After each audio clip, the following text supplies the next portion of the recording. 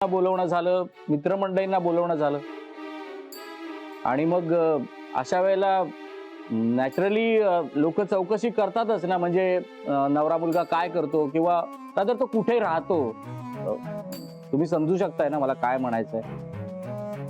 आणि मग काय म्हणतील लोक? मुलगी कुठे राहते, कशी राहते? वहिनी प्लीज तुम्ही वाईट वाटून घेऊ नका.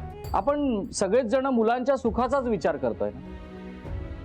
बरं, मध्यंतरी नेहाने अजयला फोन करून एका फ्लॅट विषयी सांगितलं होतं. काय ग नेहा, तू बोलली होतीस ना अजयला त्या फ्लॅट बद्दल? हो. अहो, भाडंही कमी होतं आणि अजूनही काही थोडंफार करता आलं असतं, कारण हिच्या मैत्रिणीच्या ओळखीतला फ्लॅट होता. मी अजयला समजवण्याचा प्रयत्न करीन,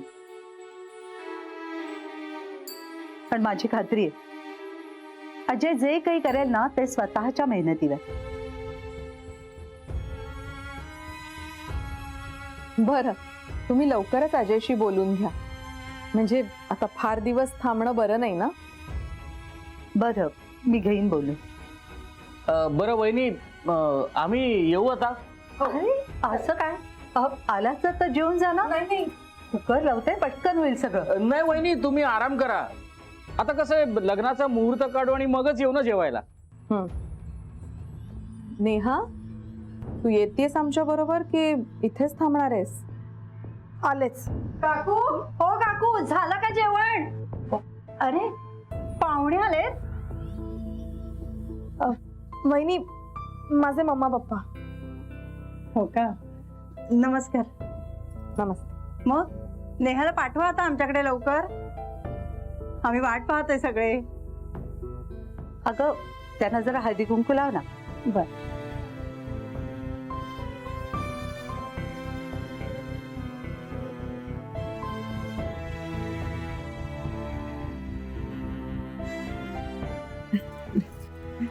चला मग आता आमच्या घरी चला, आम्ही इथेच राहतो शेजारी. नाही, नंतर कधीतरी. नेहा, पुन्हा आलीस की आमच्याकडे घेऊन यायचं हो आई बाबांना. हो, चला वहिनी, येतो आम्ही.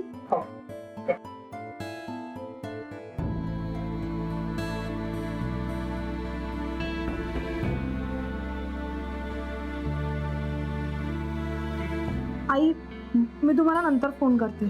हो चालेल. आणि आई बाबा जे बोलले त्याचं वाईट नका वाटून घेऊ.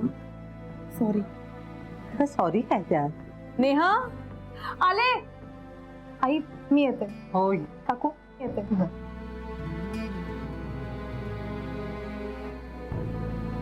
सावकाश जाग. हो हो. अजय, आवर रे लवकर, मान वाढलंय तुझं. सकाळपासून उपाशी आहेस, भूक लागली असेल ना? आलो ग. लवकर ये, अन्न गार होतंय.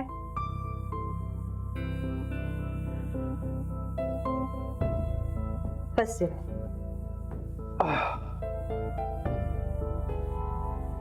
अजय, लोणचं वाढू? नको.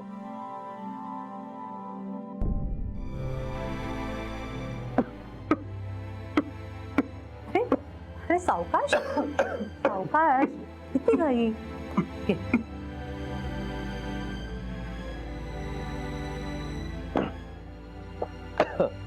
नेहानी आठवण काढली असेल. एक विचारू? बोल ना. नाही म्हणजे असं किती दिवस थांबायचं? मुलीची जात, एवढे दिवस थांबणं बरं नाही रे. आई, मी तर तुला सांगितलंय, मी लगेच तयारी करायला. तू म्हणशील उद्या देवळात जाऊन लग्न करूया. नेहा पण तयार होईल. राजदक्षांना सांगा फक्त. असंच करायचं लग्न? काहीतरी हवं ना. काय हवंय? अगं माझ्याकडे कपडे आहेत, नेहासाठी साडी घेऊ, मंगळसूत्र, नारळ, हार, झालं. अजून काय? एवढ्याने कसं होईल? आणखी काय हवंय? हे बघ अजय, लग्नाचं ठीक आहे, पण लग्नानंतरचं काय? लग्नानंतरचं म्हणजे? हे बघ, नेहा राज्याध्यक्षांची एकुलती एक मुलगी आहे. मी पण एकुलताय काय ठाकूरांचा? अरे तुझं ठीक आहे, पण आपली मुलगी दुसऱ्या घरी देताना आई वडिलांना काय वाटतं ते तुला नाही कळायचं. खूप लाडात पडली ती. राजाध्यक्षांनी काहीही कमी पडू दिलं नाहीये तिला. अगं आई, नाहीतरी तिचा काय हट्ट असतो. अरे पण म्हणून आपण काहीच नाही करायचं. आई, तुला कशाबद्दल बोलायचं? हे बघ अजय, आपण या घरात राहतो फक्त दोघंच. आता नेहा लग्न करून या घरात येईल. नंतर तुला तुझा संसार सुरू करायचा आहे. त्या छोट्याशा जागेत कसं होईल? का नाही होणार? आपण इतकी वर्ष इथे राहतोय आणि तू ह्याच घरात संसार केलास ना. आई, मी आज जे काही आहे ना तुमच्यामुळे. आई, एक काम कर, तू नेहाला तुझ्या हाताखाली तयार कर. हे बघ अजय, मी गंमत करत नाहीये. माझं एक ऐकशील? ऐकतोय, बोल. अरे नेहा या चाळीत कशी राहील? तिला सवय नाहीये रे. मी काय म्हणते, एखादं घर बघ ना. हा, भाड्यानं का होईना, पण थोडस मोठं हवं.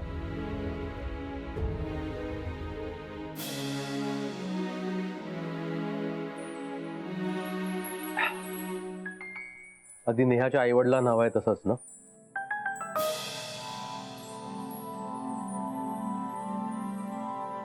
आई, तू घराचा विषय काढलास तेव्हाच माझ्या लक्षात आलं की माझे आईचे शब्द असूच नाही शकत. जी बाई या छोट्याशा घरात राहते आणि त्याचं तिला कौतुक आहे, ती बाई असं बोलूच नाही शकत. या बाईला शेजार पाजार आपल्या अगदी घरातल्या माणसांसारखा वाटतो. ही चाळ सोडून मोठ्या घरात जाण्याचा हट्ट कसा करू शकतो? आई, मला सांग, नेहाचे आई वडील इथे तुला भेटायला आले होते का हे सगळं सांगायला? ते मुलगी देणार आहेत, ते त्यांना काळजी वाटणारच ना. आई, जर त्यांना त्यांच्या मुलीचा हात माझ्या हातात द्यायचा असेल ना तर विश्वासानं द्यावा. आपलं घर छोटं असलं तरी त्यांची मुलगी इथे सुखानं संसार करेल म्हणावं. हे बघ, त्यांचा तुझ्यावर पूर्ण विश्वास आहे, पण नेहाचा काहीतरी विचार कर ना. तिचा विचार करतोय म्हणूनच तर शांत आहे ना अजूनपर्यंत. आता तू पण त्यांच्या बाजूने बोलते. अरे त्यांच्या डोळ्यात मला त्यांच्या लेकीची काळजी दिसली रे. आई, मग त्यांना सांगावं की तुझ्या मुलाला हे पटणार नाहीये. एवढे पैसे नाही परवडणार आहेत मला, आणि पैशांसाठी मी माझ्या आई वडिलांनी मला जे शिकवले ते विसरणार नाही. बाबा म्हणायचे, आठवतंय ना, की पोलिसांच्या वर्दीची कोणी किंमत नाही करू शकत, कारण त्या वर्दीवरती लाखो करोडो लोकांचा विश्वास असतो आणि त्या विश्वासाची किंमत पैशाने नाही होऊ शकत. अगदी खरं आहे अजय. मला सुद्धा नेहाबद्दल खूप वाटतं. ती लग्न करून या घरात लवकर यावी म्हणून मी तुझ्या मागे लागते. पण मी राजाध्यक्षांना सुद्धा सांगितलंय की अजय जे काही करेल ना ते स्व कमाईवर आणि प्रामाणिकपणे.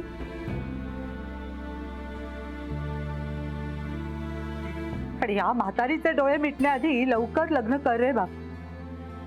आई, काय बोलतोस तू? अरे त्यात खोटं काय बोलले मी? मी किती तुझ्या आयुष्याला पुरणार आहे? माझ्यानंतर तुझी काळजी करणार कोणीतरी हवं ना.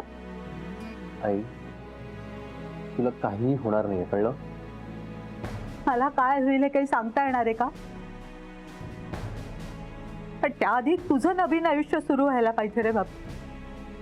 आई, तुला काहीही होणार नाहीये आणि सगळं सुंदर होणार.